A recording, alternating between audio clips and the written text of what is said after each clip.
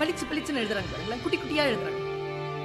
ஒரு நாவல் எழுதலாம், சின்ன சின்னதா எழுதி வீசிவிட்டு போகிறார்கள். பனி நிறைந்த கண்ணாடியில் கண் வரைந்தேன், வழிந்தது கண்ணீர். சொற்கள் தான். நிதானமா யோசிச்சு பாருங்க. நம்மை போலவே நடித்து காட்டுகிறது நம் நிழல். அந்த மயானத்திற்கு உயிர் தந்தது ஒரு பிணம். எந்த கிளி ஏமாற்றி சென்றதோ தாடியுடன் இருக்கிறது ஆலமரம். வாயை கிழித்த பின்னும் தொடர்ந்து பேசுகிறது கடிதம். இப்ப இருக்கிற பிள்ளைகளுக்கு தெரியாது. லாரி நிறைய மரம், இறையுடன் கூட்டை தேடும் தாய்க்குருவி. காற்றுக்கு சலிப்பதே இல்லை, ஒரே புத்தகத்தை 1000 முறை புரட்டுகிறது. இலையின் நடனம், அதே காற்று, இலையின் மரணம். வீட்டுல போய் யோசிச்சா பதறிடுவீங்க. சரிந்த மேம்பாலம், இழிபாடுகளுக்கு இடையில் சிக்கியது ஊழல். பெருங்கடலை அசைத்துக் கொண்டிருக்கிறது மீன் குஞ்சின் சின்ன துடுப்பு.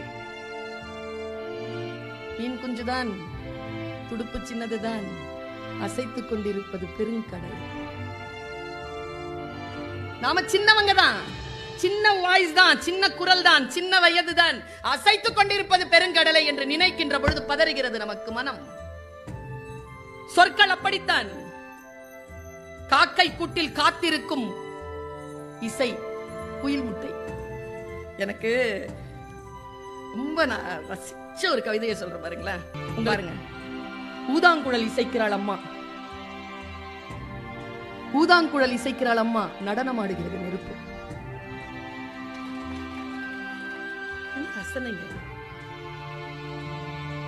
குழியில் விழுந்த யானை ஏறி செல்லும் எறும்பை வியப்புடன் பார்க்கிறது.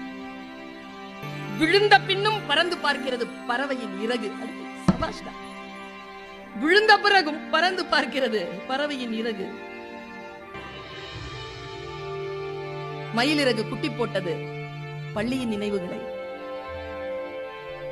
ரயில் மோதி பிளிரும் யானையிடம் அழிக்கப்பட்ட காட்டின் குரல்.